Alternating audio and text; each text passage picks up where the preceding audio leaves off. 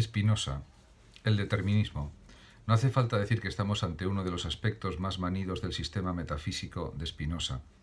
Por nuestra parte, nos hemos visto obligados a contar en más de un caso con la doctrina del determinismo como subyacente a lo que en este momento estábamos exponiendo, por ejemplo, al explicar la producción necesaria y necesariamente infinita de los modos.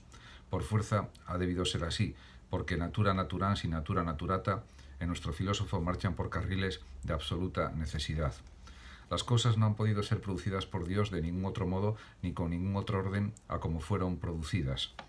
Esta tesis totalmente explícita somete al determinismo tanto a Dios como a las cosas particulares. Las cosas han sido producidas rígidamente de una manera y con un orden determinado.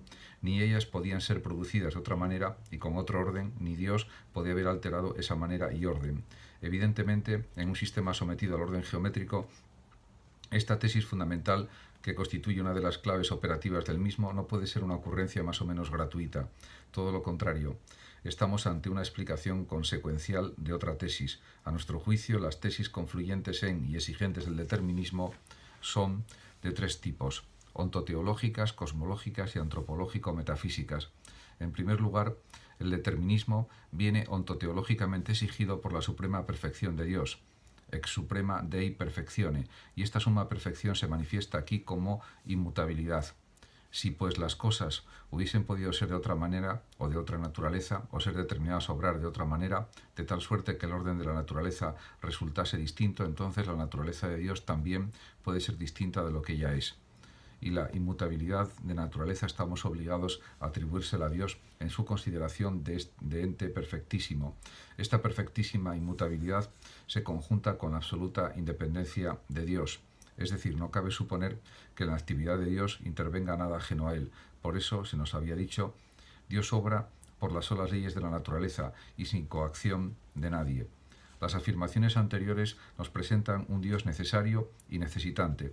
Sin Él coinciden necesidad e inmutabilidad. De esa necesidad e inmutabilidad, habida cuenta que Dios es causa de todas las cosas, se deduce que todo lo causado por Dios debe ser causado necesaria y determinadamente con una necesidad igual a la de la deducción matemática.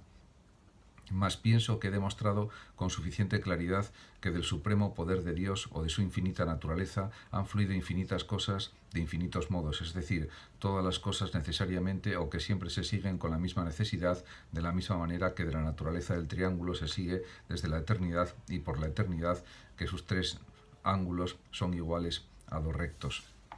¿Quiere todo esto decir que Spinoza niegue que Dios sea libre? Pues no, al menos en la literalidad.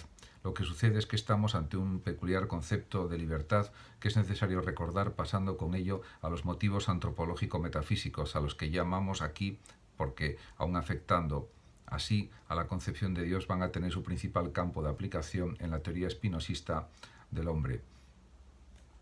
Los conceptos o la concepción que con la escolástica se puede adjetivar como clásica ponía la raíz de la libertad en la indiferencia que permitía y exigía al ser libre tomar decisiones.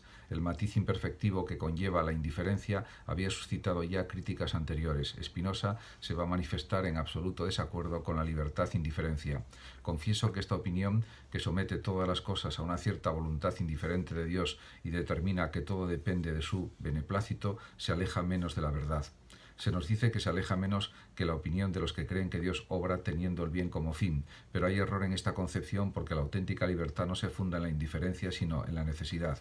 Que lo necesario y lo libre son dos cosas contrarias no parece menos absurdo y repugnante para la razón. En efecto, nadie puede negar que Dios conoce libremente a sí mismo y a las demás cosas y sin embargo todos de común acuerdo conceden que Dios se conoce a sí mismo necesariamente.